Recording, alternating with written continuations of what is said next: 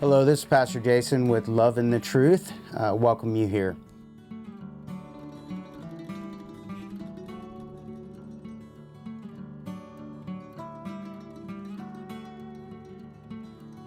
I want to talk about Jesus as the prophet. Because there was a prophet that was predicted by Moses. So we're in Deuteronomy chapter 18, verse 14 through 16. Look at what it says. The nations you will dispossess. Listen to those who practice sorcery or divination. But as for you, the Lord your God has not permitted you to do so.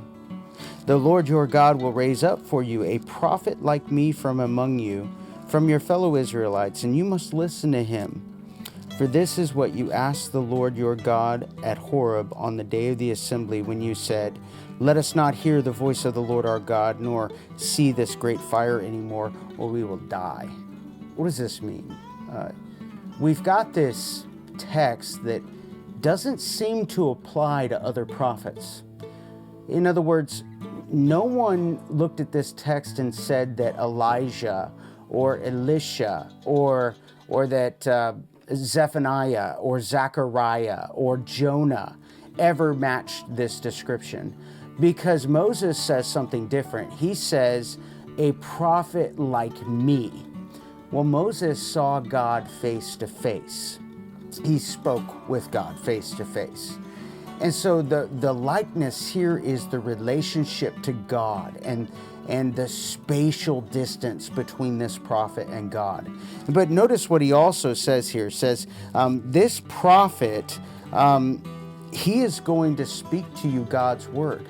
Now we know that because in verse 16, he relates the Mount Horeb, where God is giving the Ten Commandments to Israel through Moses. And at that time, God actually spoke audibly to the Israelites, but then he used Moses to write the Ten Commandments 40 days after he spoke to the Israelites. So the likeness with the new prophet is the new prophet is going to bring new revelation.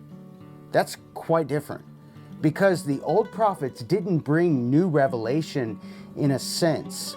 They did have prophecies, but a lot of their prophecy was based on what God had already said would happen to the Israelites. Like in Deuteronomy chapter 28, God told the Israelites, if you keep on disobeying me, I'm going to send you to a foreign nation. I'm going to bring a nation to take you captive and remove you from the land. Well, new prophets came on the scene and they told the Israelites that, hey, if you don't obey, God's going to do this. And eventually they showed it was going to be Babylon. Isaiah did that and a couple of others.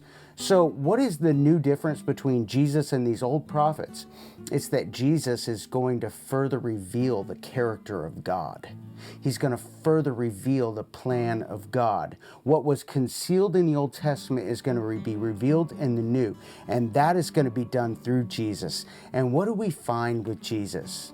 We find that God's plan was for the Gentiles to be incorporated into Israel, to be one people. We also found that God's plan all along was to save people through sacrificing himself on the cross. That's quite awesome. But in doing that, Jesus in his whole ministry keeps on prophesying these things throughout the Gospels. He talks about, I'm going to be buried like Jonah, 3 days and 3 nights in the belly of a whale. I'm going to be in the belly of the earth. He keeps on saying, I'm going to be betrayed and handed over to the leaders to be crucified. He keeps on saying that that everybody at the Last Supper or at the great banquet in heaven is going to eat with Abraham, and even those who are not of this fold.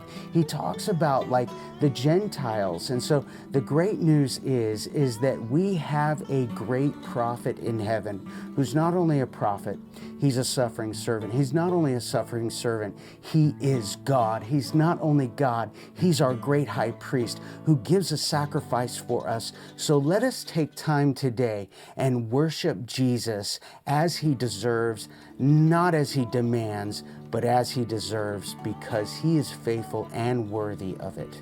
Have a great day.